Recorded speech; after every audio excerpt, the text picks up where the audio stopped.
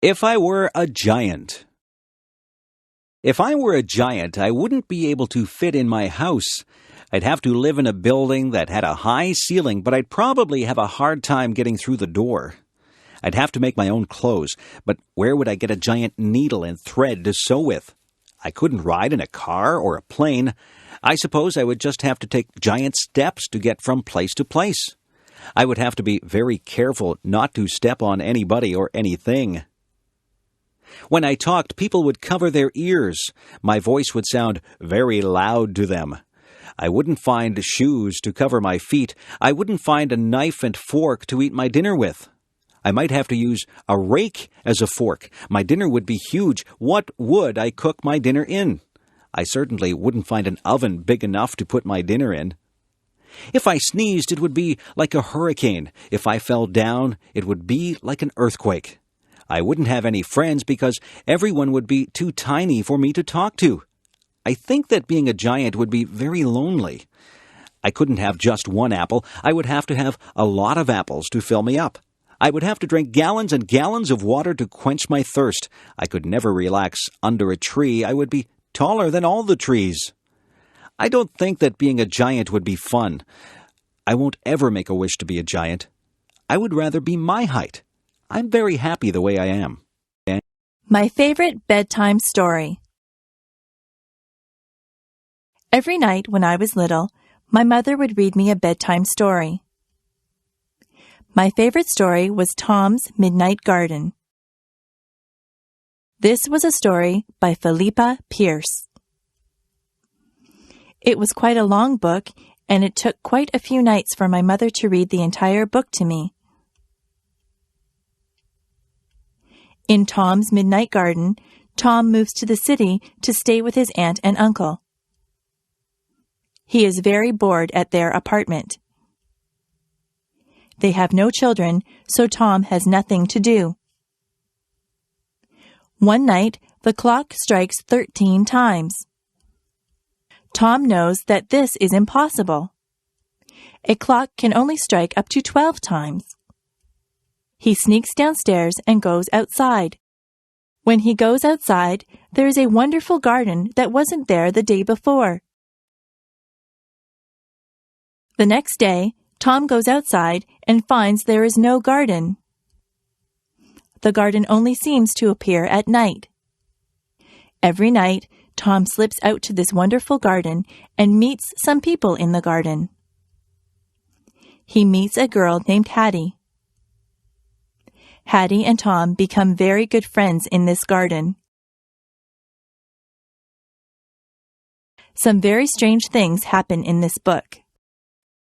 There are some coincidences that keep you guessing about what is really going on. The surprise ending is wonderful. I really enjoyed Tom's Midnight Garden, and I was very sad when my mother and I came to the end of the book. I felt that I had visited the magical garden with Tom. It is a book that I will remember all my life. Superstitions. I am not superstitious, are you? Yesterday was Friday the 13th. Some people think that Friday the 13th is an unlucky day. I think that it is just like any other day. Some people believe that if a black cat crosses your path, you will have bad luck. I don't believe that either.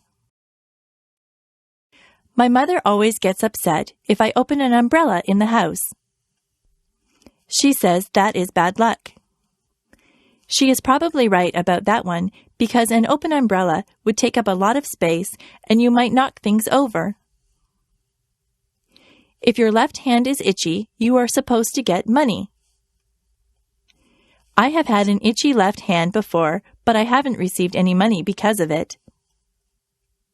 It is bad luck to walk under a ladder.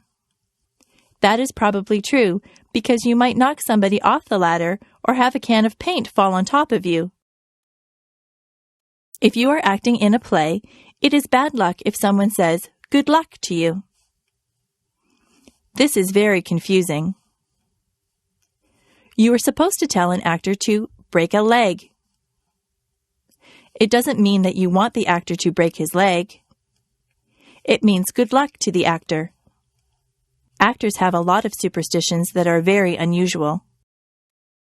I am not superstitious. I don't believe in superstitions at all. It is just fun to learn about superstitions. Some of them are very old and have been passed down from generation to generation. I once did a project at school on superstitions. It was a very interesting topic, and I got a good mark for it. Learning to dance. I went to England with my mother. She used to be a singer in a band. We went to the hotel that she used to sing at. It was a big, fancy hotel. Some of the people that she knew when she sang in the band were still there. They remembered my mother, and they had a good time talking to her and remembering old times. Many people told me that I looked like my mother. In the hotel, they had a fancy hall where they had ballroom dancing. I am not used to that kind of dancing. I always danced to rock music. A man told me that he would teach me how to dance. It looked very easy. I held one of his hands and put my other hand on his shoulder. He told me exactly how to move my feet. I was very clumsy and I stepped on his toes. He was patient with me and he counted 1, 2, 3. I tried to waltz with him. I would start out pretty well, but then I would get mixed up and stand on his toes again. The man laughed about it. I told him that I wasn't a very good dancer, but he said that I was good for a beginner. I think he was just being polite. The man asked my mother to dance. My mother is a very good dancer. I didn't know that about her. She never stepped on the man's toes once. The man thanked us for dancing with him, and I thanked him for giving me dancing lessons. I don't think I'll ever be very good at that type of dancing. Each generation has a specific type of dancing. The way that I dance is different from the way that my mother dances. The way that I dance doesn't involve moving your feet too much. I'm not too good at fancy steps.